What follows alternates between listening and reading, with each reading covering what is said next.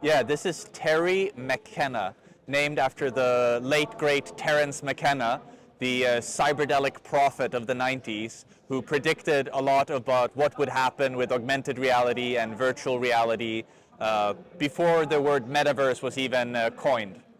A big inspiration for us. So we named the robot after Terence McKenna. I think it's very cool to see how much energy there is here in Hong Kong, not just in crypto, but also in the wider robotic space.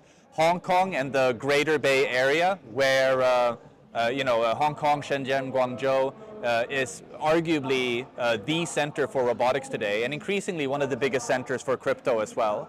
And I really believe that AI and crypto and robotics have a very meaningful way that they're going to collide to help do collaborative machine perception.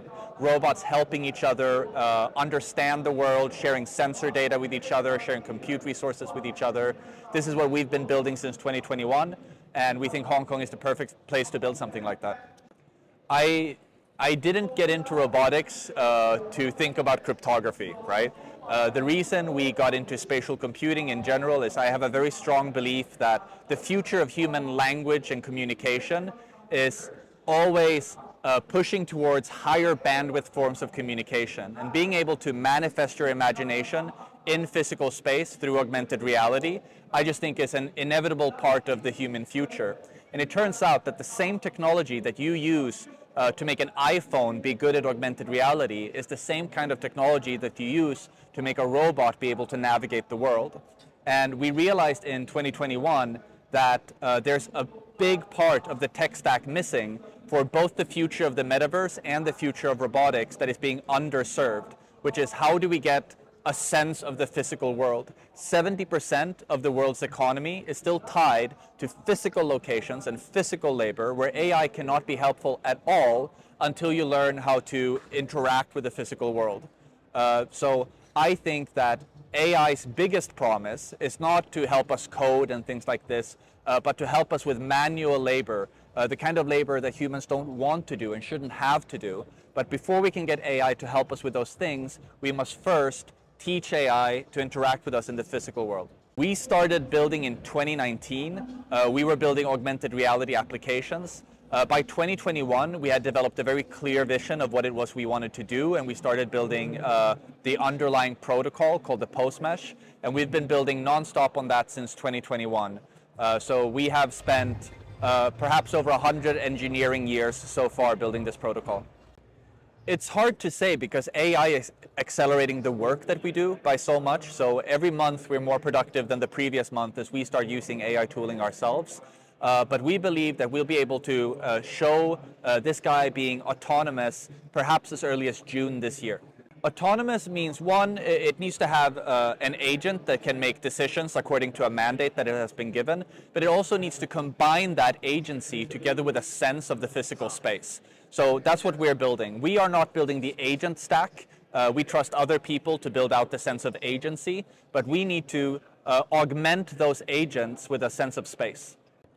One story that really resonates with me personally, I used to live in Beijing for 7 years. Beijing is a very big city. In fact, there are more cars on the road in Beijing than there are people in Los Angeles.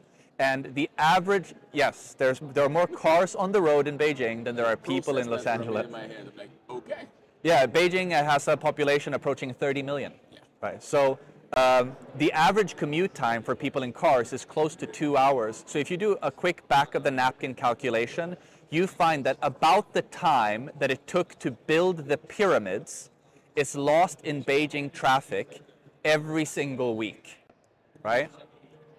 The mind boggles, right? Yeah. So now we might, of course, imagine a world where self-driving cars can drive faster, they can coordinate with each other, we don't need red lights anymore, no more traffic jams. Sure, if and only if these self-driving cars, which are a form of robots, learn how to communicate with each other about physical space, about their movement in space, so that they can coordinate with each other and solve problems in traffic. It's not enough to have one car that can drive. You need a car that can truly understand its surroundings and talk about its surroundings with another car.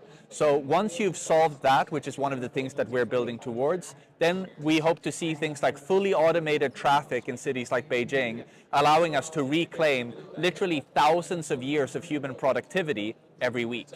I think the best thing to do is always to just be humble, keep building, and show that the robots are being used for things that are helpful. That are helpful in daily life. Like we're building robots that help in grocery stores, that help in warehouses, not robots that shoot us and hunt us down, right? The point is to build robots that can do the kind of jobs that we don't want to do ourselves, where there's a big labor shortage, so that people can instead pursue their creative endeavors and do things that they feel passionate about, right? Ultimately, I think what civilization is about and has been about for thousands of years is we're trying to collaborate with each other to make the world more comfortable, to make the world more safe, to make it not cold at night, etc. Like these are the things that civilization is about. And the next big step in humanity harnessing energy to make ourselves safer and happier is allowing electricity to perform physical work for us in the world. I think they're all possible representations of the future. You know, as a society, we have to choose what it is we put our energy towards. One of the things that I find so powerful about the decentralization movement is that instead of having big corporations that might have quite nefarious interests in developing robotics, the decentralization movement allows for things to be funded, owned, and operated by the people to solve things that the people care about. Blockchain and the decentralization movement ultimately gives us a chance for civilization to fund the things that they care about. So the first robots we are selling are business to business, but I think consumer robotics are not far away. One of the companies that are building on our protocol is making a robot now that helps teach children. Running on decentralized infrastructure, an LLM that you can run in your own home, so that the data about your child stays in your own home. And these robots help, answer these kind of questions like why is the sky blue, etc., and help tutor your child and grow along your child. And I think that robot may hit the market as soon as next year.